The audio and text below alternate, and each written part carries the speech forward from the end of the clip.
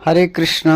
श्रीमद् भागवतम प्रथम स्कंद 12वां अध्याय। परीक्षित का जन्म। श्री शौनक जी ने कहा, अश्वत्थामा ने जो अत्यंत तेजस्वी ब्रह्मास्त्र चलाया था उससे उत्तरा का गर्भ नष्ट हो गया था, परंतु भगवान ने उसे पुनः जीवित कर दिया। उस गर्भ से पैदा हुए महाज्ञानी महात्मा परीक्षित के, जिन्हें सुखदेव गोस्वामी जी ने ज्ञानोपदेश दिया था, जन्म, कर्म, मृत्यु और उसके बाद जो गति उन्हें प्राप्त हुई है वह सब यदि आप ठीक समझे तो कहे। हम लोग बड़ी श्रद्धा के साथ सुनना चाहते हैं।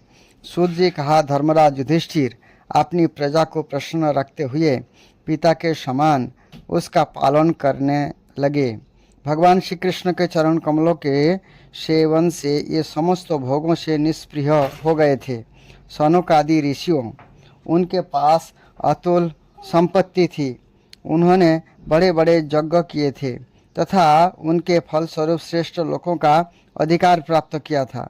उसकी रानियां और भाई अनुकूल थे। सारी पृथ्वी उनकी थी। वे जम्बूद्वीप के स्वामी थे और उनकी कीर्ति स्वर्ग तक फैली हुई थी। उनके पास भोगों की ऐसी सामग्री थी। सूत जी ने कहा, धर्मराज युधिष्ठिर अपनी प्रजा को प्रसन्न रखते हुए पिता के समान उसका पालन करने लगे। भगवान श्री कृष्ण के चरण कमल के सेवन से ये समस्त भोगों से निष्प्रिय हो गए थे। शौनक आदि ऋषियों, उनके पास अतुल संपत्ति थी। उनके बड़े बड़े यज्ञ किए थे। उन्होंने बड़े बड़े यज्ञ किए थे तथा उनके फलस्वरूप श्रेष्ठ लोगों का अधिकार प्राप्त किया था। उनकी रानियां और भाई अनुकूल थे। सारी पृथ्वी उनकी थी। ये जम्बूद्वीप के स्वामी थे और उनकी कीर्ति स्वर्ग तक फैली हुई थी। उनके पास भोगों की ऐसी सामग्री थी जिसके लिए देवता लोग भी लालायित रहते थे, परंतु जैसे भूखे मनुष्य को भोजन के अतिरिक्त दूसरे पदार्थ नहीं सुहाते, वैसे ही उन्हें भगवान के सिवा दूसरी कोई वस्तु सुख नहीं देती थी। शौनक जी, उत्तरा के गर्भ में स्थित वह वीर शिशु परीक्षित जब अश्वत्थामा के ब्रह्मास्त्र के तेज से जलने लगा, तब उसने देखा कि उसकी आंखों के सामने एक ज्योतिर्मय पुरुष है। वह देखने में तो अंगूठा भर का है, परंतु उसका स्वरूप बहुत ही निर्मल है। अत्यंत सुंदर श्याम शरीर है। बिजली के समान चमकता हुआ पीताम्बर धारण किए हुए है। सिर पर सोने के मुकुट झिलमिला रहा है। उस निर्विकार पुरुष के बड़े ही सुंदर लंबी लंबी 4 भुजाएं हैं।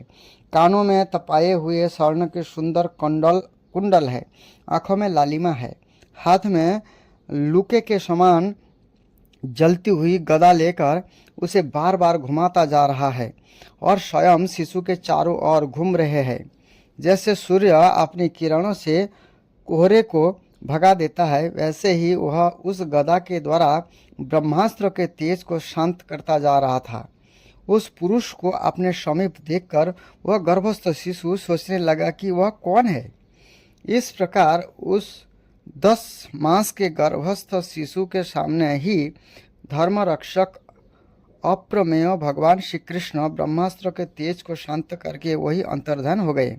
तदंतर अनुकूल ग्रह के उदय से युक्त समस्त सद्गुणों को विकसित करने वाले शुभ समय में पांडु के वंशधर परीक्षित का जन्म हुआ। जन्म के समय ही वह बालक इतना तेजस्वी दिख पड़ता था मानो स्वयं पांडु ने ही फिर से जन्म लिया हो। पौत्र के जन्म की बात सुनकर राजा युधिष्ठिर मन में बहुत प्रसन्न हुए। उन्होंने धौम्य, कृपाचार्य आदि ब्राह्मणों से मंगलावाचन और जात कर्म संस्कार करवाए। महाराज युधिष्ठिर दान के योग्य समय को जानते थे। उन्होंने प्रजातीर्थ नामक काल में अर्थात नाल काटने के पहले ही ब्राह्मणों को सुवर्ण, गौएं, पृथ्वी, गांव, उत्तम जाति के हाथी, घोड़े और उत्तम अन्न का दान दिया। ब्राह्मणों ने संतुष्ट होकर अत्यंत विनयी युधिष्ठिर से कहा, पुरुवंश शिरोमणि, काल की दुर्निवार गति से वह पवित्र पुरुवंश मिटाना ही चाहता था, परंतु तुम लोगों पर कृपा करने के लिए भगवान विष्णु ने यह बालक देखकर उसकी रक्षा कर दी। इसीलिए इसका नाम विष्णुरात होगा। निस्संदेह यह बालक संसार में बड़ा यशस्वी भगवान का परम भक्त और महापुरुष होगा।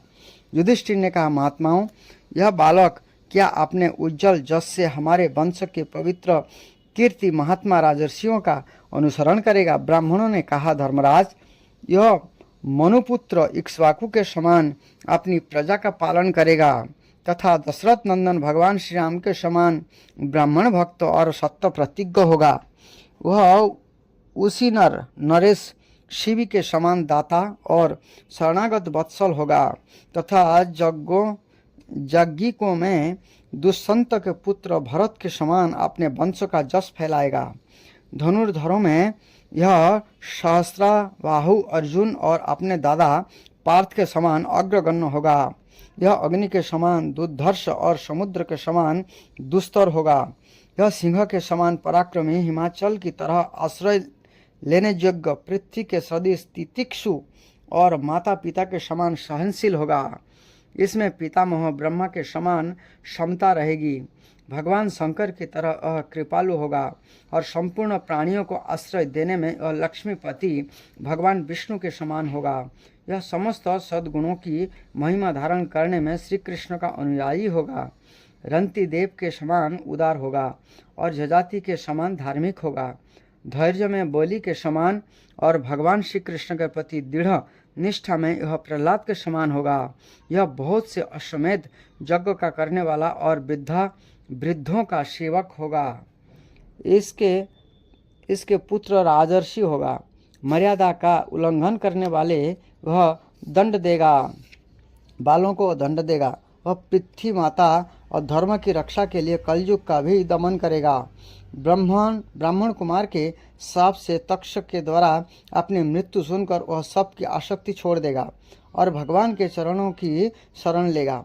राजन, वैश्यनंदन सुखदेव जी से यह आत्मा के यथार्थ स्वरूप का ज्ञान प्राप्त करेगा और अंत में गंगा तट पर अपने शरीर को त्याग कर निश्चय ही अभय पद प्राप्त करेगा। ज्योतिष शास्त्र के विशेषज्ञ ब्राह्मण राजा युधिष्ठिर को इस प्रकार बालक के जन्म लग्न का फल बताकर और भेंट पूजा लेकर अपने अपने घर चले गए। वही यह बालक संसार में परीक्षित के नाम से प्रसिद्ध होगा, क्योंकि वह समर्थ बालक गर्भ में जिस पुरुष का दर्शन पा चुका था उसका स्मरण करता हुआ लोगों में उसकी परीक्षा करता रहता था कि देखें इनमें से कौन सा वह है। जैसे शुक्ल पक्ष में दिन नल छंद से पहले सूतक नहीं होता, जैसे कहा है, चावन्न विधुते नालम नावन्याप्नोति सूतकम छिन्ने नाले तत पश्चात सूतकम तो विधीयते। इसी समय को प्रज्ञातीर्थ काल कहते हैं। इस समय जो दान दिया जाता है वो अक्षय होता है। स्मृति कहती है, पुत्र जाते व्यतिपाते दत्तम भवति चक्षयम, अर्थात पुत्र उत्पत्ति और व्यतीत पातों के समय दिया हुआ दान अक्षय होता है। जैसे शुक्ल पक्ष में दिन प्रतिदिन चंद्रमा अपने कलाओं से पूर्ण होता हुआ बढ़ता है, ऐसे ही और राजकुमार भी अपने गुरुजनों के लालन पालन से क्रमशः अनुदित बढ़ता हुआ शीघ्र ही सियाना हो गया। इसी समय सज्जनों के वध का प्रायश्चित्त करने के लिए राजा युधिष्ठिर ने अश्वमेध यज्ञ के द्वारा भगवान की आराधना करने का विचार किया, परंतु प्रजा के वसूल किए हुए कर और दंड अर्थात जुर्माने की रकम के अतिरिक्त और धन न होने के कारण ये बड़ी चिंता में पड़ गए। उनका अभिप्राय समझकर भगवान श्री कृष्ण की प्रेरणा से उनके भाई उत्तर दिशा में राजा मरुत और ब्राह्मणों द्वारा छोड़ा हुआ बहुत सा धन ले आए। उससे यज्ञ की सामग्री एकत्र करके धर्मभीरु महाराज युधिष्ठिर ने 3 अश्वमेध यज्ञ के द्वारा भगवान की पूजा की। युधिष्ठिर के निमंत्रण से पधारे हुए भगवान ब्राह्मणों द्वारा उनका यज्ञ संपन्न कराकर अपने सुहृद पांडवों की प्रसन्नता के लिए कई महीनों तक वहीं रहे। शौनक जी, इसके बाद भाइयों सहित राजा युधिष्ठिर और द्रौपदी से अनुमति लेकर अर्जुन के साथ यदुवंशों से घिरे हुए भगवान श्री कृष्ण ने द्वारका के लिए प्रस्थान किया। 13वां अध्याय। विदुर जी के उपदेश से धृतराष्ट्र और गांधारी का वन में जाना। सूत जी कहते हैं, विदुर जी तीर्थ यात्रा में महर्षि मैत्र से आत्मा का ज्ञान प्राप्त करके हस्तिनापुर लौट आए। उन्हें जो कुछ जानने की इच्छा थी वह पूर्ण हो गई थी। विदुर जी ने मैत्र ऋषि से जितने प्रश्न किए थे उनका उत्तर सुनने के पहले ही श्री कृष्ण में अनन्य भक्ति हो उन जाने के कारण ये उत्तर सुनने से उपराम हो गए। सौनक जी, आपने चाचा विदुर जी को आया देखकर धर्मराज युधिष्ठिर, उनके चारों भाई धृतराष्ट्र, जुजुत्सु, संजय, कृपाचार्य, कुंती, गांधारी, द्रौपदी, सुभद्रा, उत्तरा, कृपि तथा पांडव परिवार के अन्य सभी नर नारी और अपने पुत्रों सहित दूसरी स्त्रियां सब के सब बड़ी प्रसन्नता से मानो मृत शरीर में प्राण आ गया हो ऐसा अनुभव करते हुए उनकी अगवानी के लिए सामने गए। यथोयोग्य आलिंगन और प्रणाम आदि के द्वारा सब उनसे मिले और विरह जनित उत्कंठा से कातर होकर सब ने प्रेम के आंसू बहाए। युधिष्ठिर ने आसन पर बैठाकर उनका यथोचित सत्कार किया। जब वे भोजन एवं विश्राम करके सुखपूर्वक आसन पर बैठे थे तब युधिष्ठिर ने विनय से झुककर सबके सामने ही उनसे कहा, पूर्व काल में महाराज मरुत ने ऐसा यज्ञ किया था जिसमें सभी पात्र सुवर्ण के थे। यज्ञ समाप्त हो जाने पर उन्होंने वे पात्र उत्तर दिशा में फेंकवा दिए थे। उन्होंने ब्राह्मणों को भी इतना धन दिया कि ये उसे ले जा ना सके।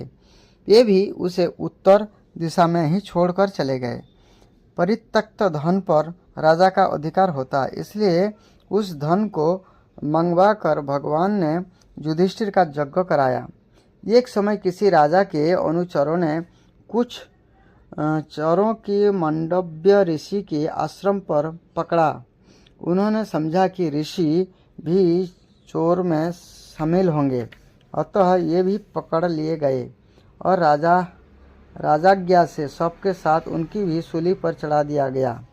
राजा को यह पता लगता है कि ये महात्मा है। ऋषि को सूली से उतरवा दिया और हाथ जोड़कर उनसे अपना अपराध क्षमा करवाया। मांडव्य जी ने यमराज के पास जाकर पूछा, मुझे किस पाप के फलस्वरूप वो दंड मिला। यमराज ने बताया कि आपने लड़कपन में एक टिड्डी को कूस की नोक से छेद दिया था, इसलिए ऐसा हुआ। इस पर मुनि ने कहा, मैंने अज्ञानवश ऐसा किया होगा। इस छोटे से अपराध के लिए तुमने मुझे बड़ा कठोर दंड दिया, इसलिए तुम 100 वर्षों तक शूद्र जोनि में रहोगे। मांडव जी के इस शाप से ही यमराज ने विदुर के रूप में अवतार लिया था। जब विदुर जी जब भोजन एवं विश्राम करके सुखपूर्वक आसन पर बैठे थे तब युधिष्ठिर ने विनय से झुककर उनसे सबके सामने पूछा। युधिष्ठिर ने कहा, चाचा जी, जैसे पक्षी अपने अंडे को पंखों की छाया के नीचे रखकर उन्हें सहते और बढ़ाते हैं, वैसे ही आपने अत्यंत वात्सल्य से अपने कौर कमलों की छत्र छाया में हम लोगों को पाला पोसा है। बार बार आपने हमें और हमारी माता को बीज दान और लक्षागृह के दाह आदि विपत्तियों से बचाया है। क्या आप कभी हम लोगों की भी याद करते रहे हैं? आपने पृथ्वी पर विचरण करते समय किस वृत्ति से जीवन निर्वाह किया? आपने पृथ्वी तल पर किन किन तीर्थों और मुख्य क्षेत्रों का सेवन किया? प्रभु, आप जैसे भगवान के प्यारे भक्त स्वयं ही तीर्थ स्वरूप होते हैं। आप लोग अपने हृदय में विराजमान भगवान के द्वारा तीर्थ को भी महातीर्थ बनाते हुए विचरण करते हैं। चाचा जी, आप तीर्थ यात्रा करते हुए द्वारका भी अवश्य ही गए होंगे। यहाँ हमारे सुहृद एवं भाई बंधु यादव लोग, जिनके एकमात्र आराध्य देव श्री कृष्ण है, अपनी नगरी में सुख में तो है ना? आपने यदि जाकर देखा नहीं होगा तो सुना तो अवश्य ही होगा। युधिष्ठिर इस प्रकार पूछने पर विदुर जी ने तीर्थ और यदुवंशियों के संबंध में जो कुछ देखा, सुना और अनुभव किया था सब क्रम से बतला दिया। केवल यदुवंश के विनाश की बात नहीं कही। करुण हृदय विदुर जी पांडवों को दुखी नहीं देख सकते थे। इसलिए उन्होंने यह अभिप्राय एवं असह्य घटना पांडवों को नहीं सुनाई, क्योंकि वह तो स्वयं ही प्रकट होने वाली थी। पांडव विदुर जी का देवता के समान सेवा सत्कार करते थे। ये कुछ दिनों तक अपने बड़े भाई धृतराष्ट्र की कल्याण कामना से सब लोगों को प्रसन्न करते हुए सुखपूर्वक हस्तिनापुर में ही रहे। विदुर जी तो साक्षात धर्मराज थे। मांडव्य ऋषि के शाप से 100 वर्षों तक के लिए शूद्र बन गए थे। इतने दिनों तक जमराज ने पद पर अर्जमा थे और वही पापियों को उचित दंड देते थे। राज्य प्राप्त हो जाने पर अपने लोकपालों सरीखे भाइयों के साथ राजा युधिष्ठिर वंशधर परीक्षित को देखकर अपनी अतुल संपत्ति से आनंदित रहने लगे। इस प्रकार पांडव गृहस्थ के काम धंधे में रम गए और उन्होंने पीछे एक प्रकार से यह बात भूल गए कि अनजान में ही हमारा जीवन मृत्यु की ओर जा रहा है। आप देखते देखते उनके सामने वह समय आ पहुंचा जिससे कोई टाल नहीं सकता। परंतु विदुर जी ने काल की गति जानकर अपने बड़े भाई धृतराष्ट्र से कहा, महाराज देखिए, आप बड़ा भयंकर समय आ रहा है, झटपट यहाँ से निकल चलिए। हम सब लोगों के सिर पर वह सर्वसमर्थ काल मंडराने लगे है, जिसके टालने का कहीं भी कोई उपाय नहीं है। काल के वशीभूत होकर जीव का अपने प्रियतम प्राणों से भी बात की बात में वियोग हो जाता है। फिर धन जन आदि दूसरी वस्तुओं की तो बात ही क्या है। आपके चाचा ताऊ भाई सगे संबंधी और पुत्र सभी मरे गए। आपकी उम्र भी टल चुकी, शरीर बुढ़ापे का शिकार हो गया। आप पराये घर में पड़े हुए हैं। वो इस प्राणी को जीवित रहने की कितना प्रबल इच्छा होती है। इसके कारण तो आप भूमि का दिया हुआ टुकड़ा खाकर कुत्ते का सा जीवन बिता रहे हैं। जिनको आपने आग में जलने की चेष्टा की, विष देकर मार डालना चाहा, भरी सभा में जिनकी विवाहिता पत्नी को अपमानित किया, जिनकी भूमि और धन छीन लिए, उन्हीं के अन्न से पाले हुए प्राणों का रखने में क्या गौरव है। आपके अज्ञान की हद हो गई है कि आप जीना चाहते हैं, परंतु आपके चाह से क्या होगा। पुराने वस्त्रों की तरह बुढ़ापे से गला हुआ आपका शरीर आपके ना चाहने पर भी क्षीण हुआ जा रहा है। आप इस शरीर से आपका कोई स्वार्थ साधने वाला नहीं है। इसमें फंसिए मत, इसकी ममता का बंधन काट डालिए। जो संसार के संबंधियों से अलग रहकर उनके अनजाने में अपने शरीर का त्याग करता है, वही धीर कहा गया है। चाहे अपनी समझ से हो या दूसरे के समझ से। जो इस संसार के दुख रूप समझकर इससे विरक्त हो जाता है और अपने अंतःकरण को बस में करके हृदय में भगवान को धारण कर संन्यास के लिए घर से निकाल पड़ता है, वही उत्तम मनुष्य है। इसके आगे जो समय आने वाला है वो प्राय मनुष्य के गुणों से घटाने वाला होगा। इसलिए आप अपने कुटुंबियों से छिपकर उत्तराखंड में चले जाइए। जब छोटे भाई विदुर ने अंधे राजा धृतराष्ट्र को इस प्रकार समझाया, तब उनकी प्रज्ञा के नेत्र खुल गए। ये भाई बंधुओं के सुदृढ़ स्नेह पाश को काटकर अपने छोटे भाई विदुर के दिखलाए हुए मार्ग से निकल पड़े।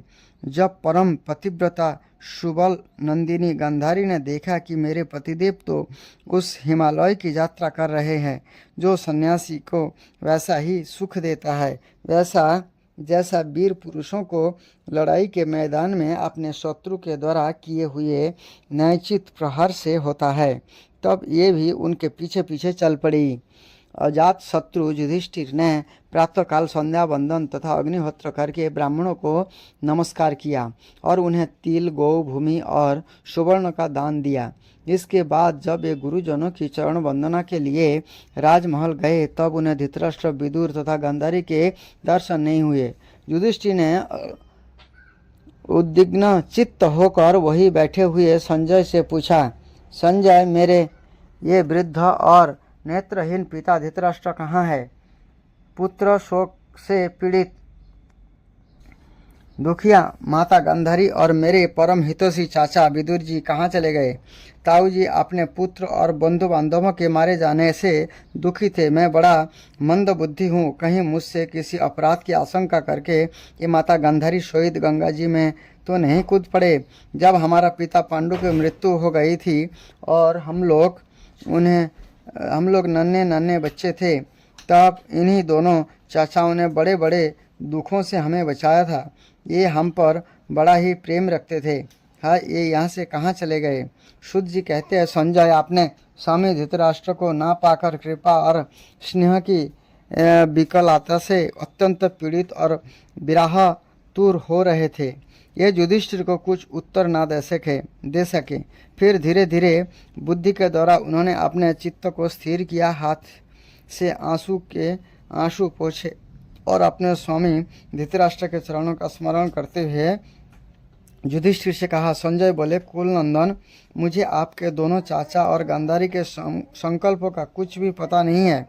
महाबाबू, मुझे तो उन महात्माओं ने ठग लिया। संजय इस प्रकार कह ही रहे थे कि तंबूरा के साथ देवर्षि नारद जी वहां आ पहुंचे। महाराज युधिष्ठिर ने भाई सहित उठकर उन्हें प्रणाम किया और उनका सम्मान करते हुए बोले। युधिष्ठिर ने कहा, भगवान, मुझे अपने दोनों चाचाओं का पता नहीं लग रहा है। ना जाने ये दोनों और पुत्र शोक से व्याकुल तपस्विनी माता गांधारी यहाँ से कहाँ चले गए? भगवान, अपार समुद्र में कर्णधार के समान आप ही हमारे पारदर्शक है। तब भगवान के परम भक्त धन भावनमय देवर्षि नारद ने कहा, धर्मराज, तुम किसी के लिए शोक मत करो, क्योंकि यह सारा जगत ईश्वर के वश में है। सारे लोक और लोकपाल विवश होकर ईश्वर की ही आज्ञा का पालन कर रहे हैं। वही एक प्राणियों का दूसरे से मिलाता और वही उन्हें अलग करता है। जैसे बैल बड़ी रस्सी में बंधे और छोटी रस्सी से नाथे रहकर अपने स्वामी का भार ढोते हैं, उसी प्रकार मनुष्य भी वर्णाश्रम धर्म आदि उन अनेक प्रकार के नामों से वेद रूप स्वामी के बांधकर ईश्वर की ही आज्ञा का अनुसरण करते हैं। जैसे संसार में खिलाड़ी की इच्छा से ही खिलौना के प्रयोग और वियोग होता है, वैसे ही भगवान की इच्छा से ही मनुष्य का मिलता बिछोड़ना होता है। तुम लोगों को जीव रूप से नित्य मानो या देह रूप से अनित्य अथवा जड़ रूप से अनित्य और चेतन रूप से नित्य अथवा शुद्ध ब्रह्म रूप से नित्य अनित्य कुछ भी ना मानो।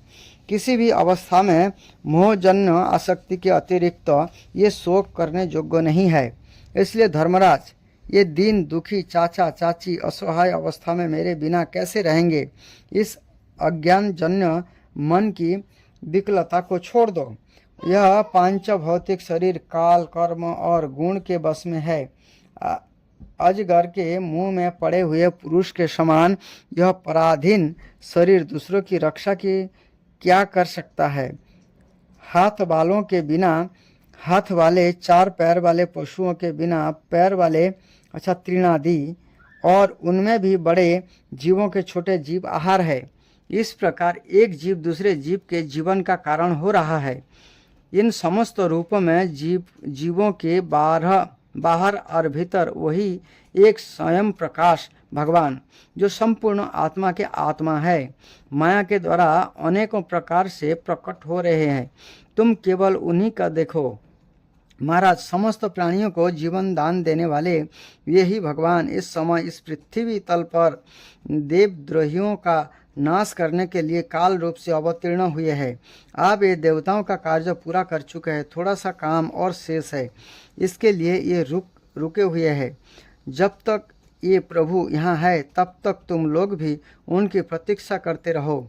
धर्मराज, हिमालय के दक्षिण भाग में जहाँ सप्तर्षियों की प्रसन्नता के लिए गंगा जी ने अलग अलग 7 धाराओं के रूप में अपने को 7 भागों में विभक्त कर दिया है, जिसे सप्त स्तोत्र कहते हैं, वही ऋषियों के आश्रम पर धृतराष्ट्र अपनी पत्नी गांधारी और विदुर के साथ गए हैं।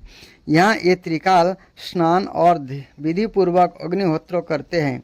आप उनके चित्त में किसी प्रकार की कामना नहीं है। ये केवल जल पीकर शांत चित्त से निवास करते हैं।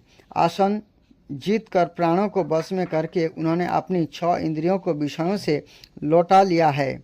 भगवान की धारणाओं से उनके तमोगुण, रजोगुण और सतोगुण मल नष्ट हो चुके हैं। उन्होंने अहंकार को बुद्धि के साथ जोड़कर और उसे क्षेत्रज्ञ आत्मा में लीन करके उसे भी महाकाल में घटाकोश के समान सर्वाधिष्ठान ब्रह्म में एक कर दिया है। उन्होंने अपने समस्त इंद्रियों और मन को रोक कर समस्त विषयों को बाहर से ही लौटा दिया है और माया के गुणों से होने वाले परिणाम को सर्वथा मिटा दिया है।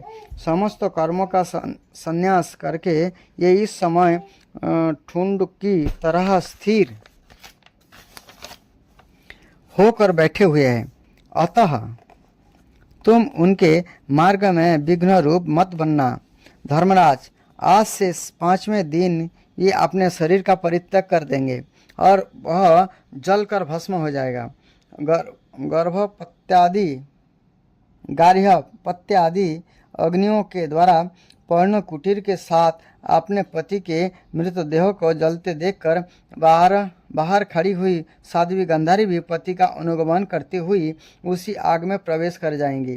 धर्मराज, विदुर जी अपने भाई का आश्चर्यमय मोक्ष देखकर हर्षित और वियोग देखकर दुखित होते हुए यहाँ से तीर्थ सेवन के लिए चले जाएंगे। देवर्षि नारद यह कहकर तुम्बुर के साथ स्वर्ग को चले गए। धर्मराज युधिष्ठिर ने उनके उपदेशों को हृदय में धारण करके शोक को त्याग दिया। इस प्रकार से महाराज धृतराष्ट्र जो है शरीर छोड़े। 14वां अध्याय। अपशकुन देखकर महाराज युधिष्ठिर का शंका करना और अर्जुन का द्वारका से लौटना। सूत जी कहते हैं, स्वजनों से मिलने और पुण्य श्लोक भगवान श्री कृष्ण आप क्या करना चाहते हैं, यह जानने के लिए अर्जुन द्वारका गए हुए थे। कई महीने बीत जाने पर भी अर्जुन वहां से लौटकर नहीं आए। धर्मराज युधिष्ठिर की बड़े भयंकर अपशकुन देखने लगे। उन्होंने देखा काल की गति बड़ी विकट हो गए हैं। जिस समय जो ऋतु होनी चाहिए उस समय वह नहीं होती और उनकी क्रियाएं भी उल्टी ही होती है। लोग बड़े क्रोधी, लोभी और असत्य परायण हो गए हैं। अपने जीवन निर्वाह के लिए लोग पापपूर्ण व्यवहार करने लगे हैं। सारा व्यवहार कपट से भरा हुआ होता है। यहाँ तक कि मित्रता में भी छल मिल रहा है। माता पिता, सागे संबंधी, भाई और पति पत्नी में भी झगड़ा टांटा रहने लगे हैं। कली काल के आ जाने से लोगों का स्वभाव भी लोभ, दंभ आदि अधर्म से अभिभूत हो गया है और प्रकृति में भी अत्यंत अरिष्ट सूचक अपशकुन होने लगे हैं। यह सब देखकर युधिष्ठिर ने अपने छोटे भाई भीमसेन से कहा। युधिष्ठिर ने कहा, भीमसेन, अर्जुन को हमने द्वारका इसलिए भेजा था कि वे वहां जाकर पुण्य श्लोक भगवान श्री कृष्ण क्या कर रहे हैं इसका पता लगाए और संबंधियों से मिल भी आए। तब से 7 महीने बीत गए किंतु तुम्हारे छोटे भाई आप तक नहीं लौट रहे हैं। मैं ठीक वह नहीं समझ पाता हूँ कि उनके ना आने का क्या कारण है। कहीं देवर्षि नारद के द्वारा बतलाया हुआ यह समय तो नहीं आ पहुँचा है जिसमें भगवान श्री कृष्ण अपने लीला विग्रह का संवरण करना चाहते हैं। उन्हीं भगवान की कृपा से हमें यह संपत्ति, राज्य, स्त्री, प्राण, कुल, संतान, शत्रुओं पर विजय और स्वर्गादि लोगों का अधिकार प्राप्त हुआ है। भीमसेन, तुम तो मनुष्य में व्याघ्रता के समान बलवान हो। देखो तो सही आकाश में उल्कापात आदि, पृथ्वी के भूकंपादि और शरीरों में रोग आदि कितने भयंकर अपशकुन हो रहे हैं। देवर्षि नारद त्रिकालदर्शी है। ये धृतराष्ट्र के भविष्य जानने का वर्तमान की भांति प्रत्यक्ष देखते हुए इसी रूप में वर्णन कर रहे हैं। धृतराष्ट्र पिछले रात को ही हस्तिनापुर गए हैं, अतः ये वर्णन भविष्य का ही समझना चाहिए। तो आकाश में उल्कापात आदि, पृथ्वी में भूकंप आदि और शरीर में रोग आदि कितने भयंकर अपशकुन हो रहे हैं। इनसे इस बात की सूचना मिलती है कि शीघ्र ही हमारे बुद्धि को मुंह में डालने वाला कोई उत्पात होने वाला है। प्यारे भीमसेन, मेरी वाई जांग, आँख और भुजा बार बार फड़क रही है। हृदय जोर से धड़क रहा है। अवश्य ही बहुत जल्दी कोई अनिष्ट होने वाला है। देखो, यह सियारिन उदय होते हुए सूर्य की ओर मुंह करके रो रही है। अरे, उसके मुंह से तो आग भी निकल रही है। यह कुत्ता बिल्कुल निर्भय होकर मेरी ओर देखकर चिल्ला रहा है। भीमसेन, गौ आदि अच्छे पशु मुझे अपने बाएं करके जाते हैं और गधे आदि बुरे पशु मुझे अपने दाहिने कर देते हैं। मेरे घोड़े आदि वाहन मुझे रोते हुए दिखाई देते हैं। वह मृत्यु का दूत पेड़ुखी उल्लू और उसका प्रतिपक्षी कौवा रात को अपने कर्ण कठोर शब्दों से मेरे मन को कंपाते हुए विश्व को सूचना कर देना चाहते हैं। दिशाएं धुंधली हो गई है। सूर्य और चंद्रमा के चारों ओर बार बार मंडल बैठते हैं। वह पृथ्वी पहाड़ के साथ कांप उठती है। बादल बड़े जोर जोर से गरजते हैं और जहाँ तहाँ बिजली और भी गिरती ही रहती है। शरीर को छेदने वाली एवं धूली वर्षा से अंधकार फैलाने वाली आंधी चलने लगी है। बादल बड़ा डरावना हृदय उपस्थित करके सब और खून बरसाते हैं। देखो, सूर्य की प्रभा मंद पड़ गई है। आकाश में ग्रह परस्पर टकराया करते हैं। भूतों की घनी भीड़ में पृथ्वी और अंतरिक्ष में आग सी लगी हुई है। नदी, नद, तालाब और लोगों के मन क्षुब्ध हो रहे हैं। घी से आग नहीं जलती। यह भयंकर काल ना जाने क्या करेगा। बछड़े दूध नहीं पीते। गौएं दूहने नहीं देती। गौशाला में गौएं आंसू बहा बहा कर रो रही है। बैल भी उदास हो रही है। देवता की मूर्ति रो सी रही है।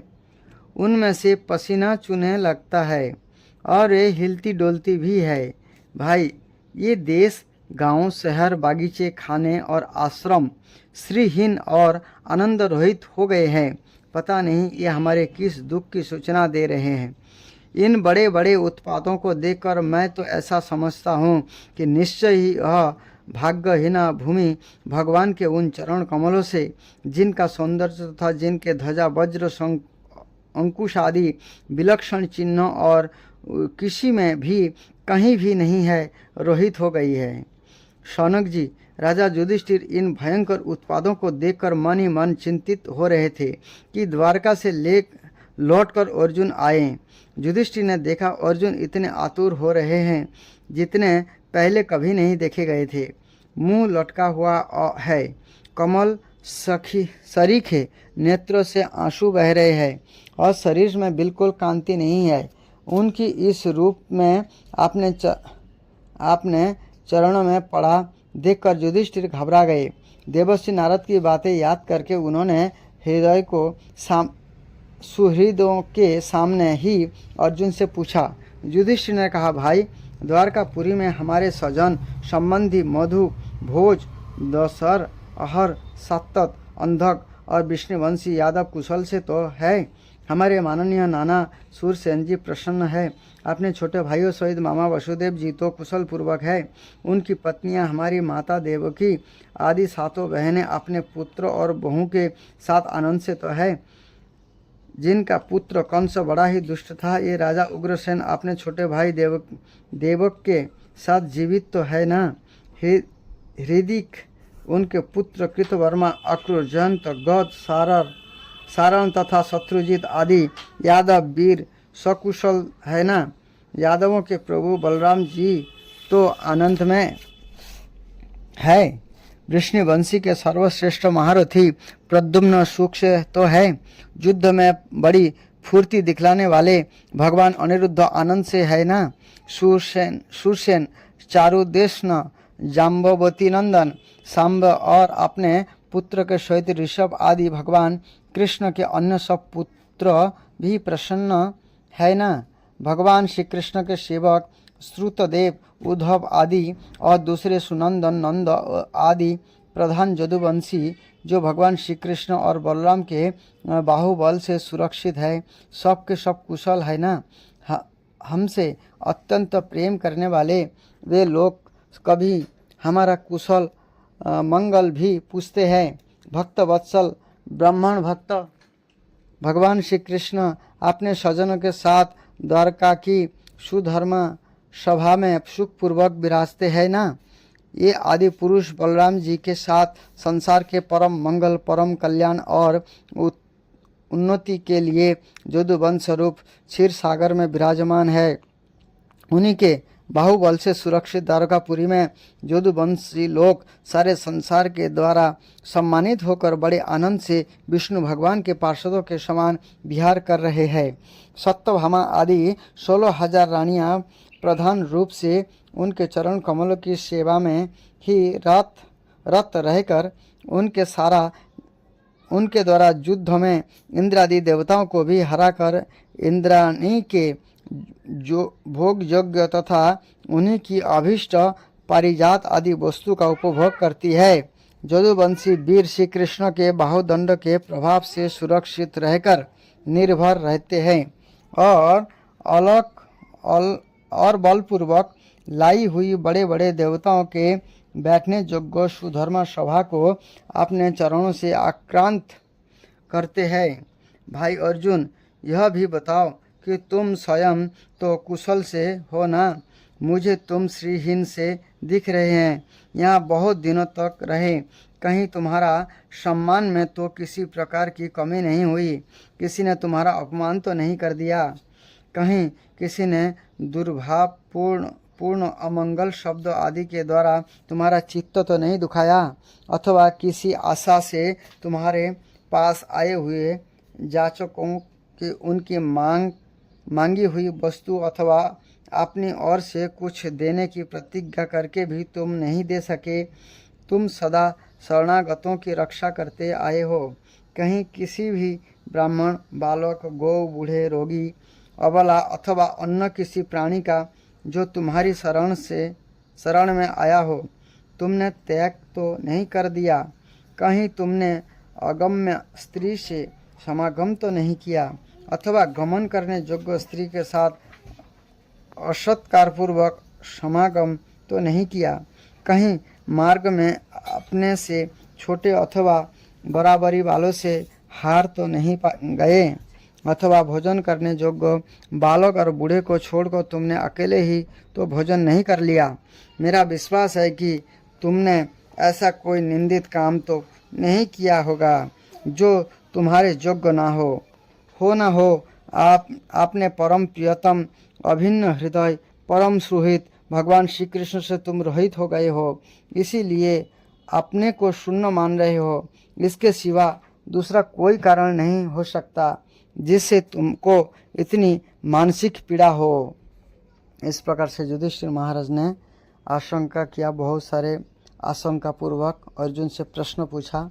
लास्ट में एक ही बात उनको ठीक लगा युधिष्ठिर को कि शायद कृष्ण से तुम अलग हो गए, बिछड़ गए, इस वजह से तुम्हारा मन में इस प्रकार से खिन्नता है, इसलिए दुखी हो, इसलिए तुम श्रीहीन हो गए हो, यही कारण हो सकता है।